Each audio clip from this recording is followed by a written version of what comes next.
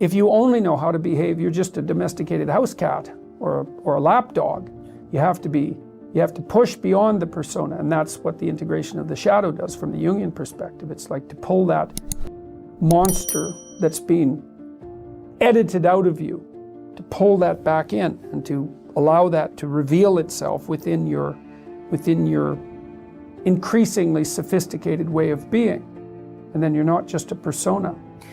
You can't escape from your persona unless you can say no. Like here's an example from popular culture. In the Harry Potter series, Harry Potter's obviously the hero of the story.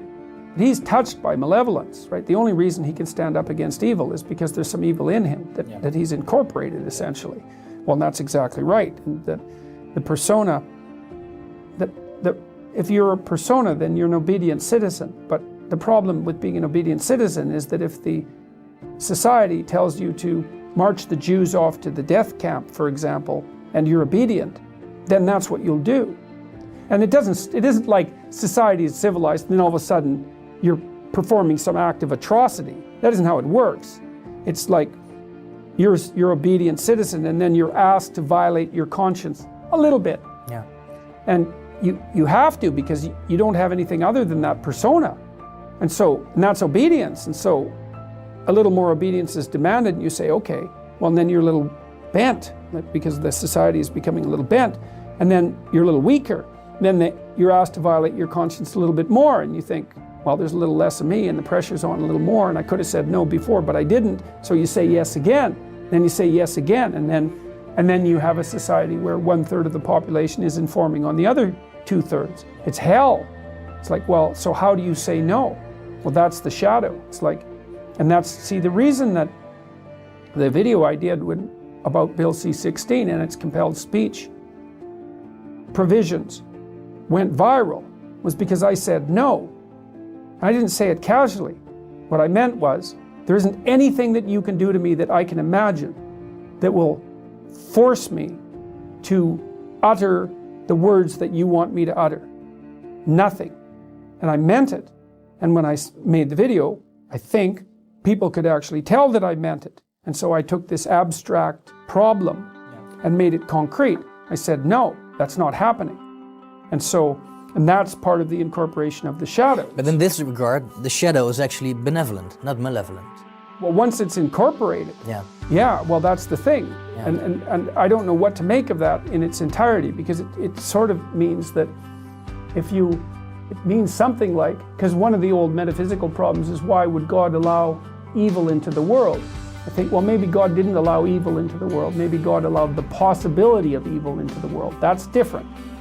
And maybe the world with the possibility of evil is actually a better world than the world without the possibility of evil. It's something like that, in that maybe a man is better when he's a dangerous man who's being good than he would be if he was just a good man who wasn't capable of being dangerous. And I believe that, because the best men that I've ever met are very dangerous men. You don't mess with them. So, and you know that as soon as you meet them.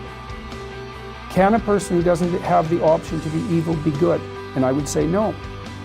So maybe that's the reason that, metaphysically speaking, and I don't know where you are when you're speaking metaphysically exactly, but the question of why is there evil in the world is a constant question. It's like, it's possible that without the possibility of evil, there cannot be good.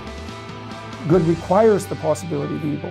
And maybe good is so good that the fact that it requires the possibility of evil is acceptable. Maybe it's even desirable. I mean, you kind of end up on the edge of your knowledge when talking about such things, but it seems to me to be right. Yeah.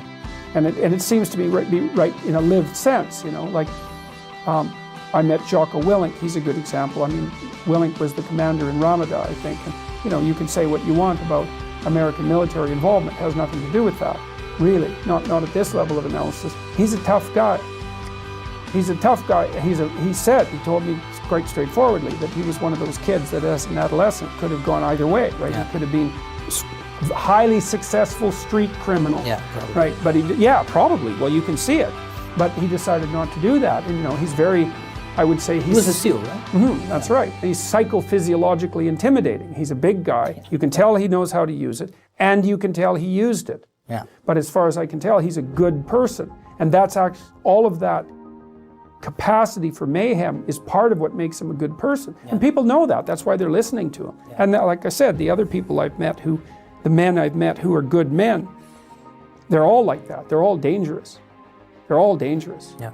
Have they all been not good men before? Or is that not part of becoming a good man? I would say they've certainly all done things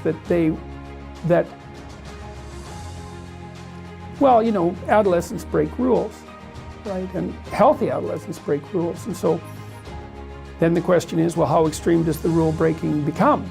Well, it would vary from person to person, but I would say that most of them, not all of them, but most of them were more on the end of the rule breaking spectrum, right? They broke more rules than normal, but they clued in, you know, and explored that and then decided, no,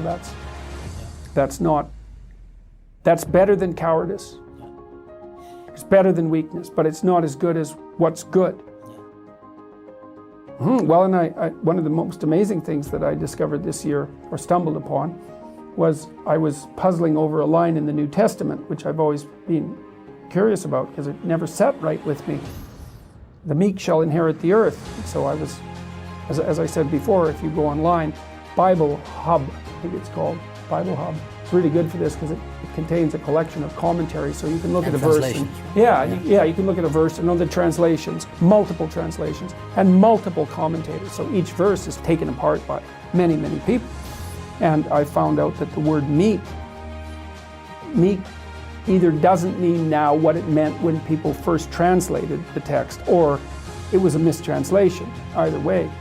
But because meek sounds like powerless and harmless, it's something like that, right? But what meek actually means, it's the derivation of a word, it's the translation of a word that meant something more like those who have swords and know how to use them but keep them sheathed. I thought, oh yes, that's exactly it. The world, those who have swords and know how to use them but choose to keep them sheathed will inherit the world. It's like, yes, exactly right, exactly right.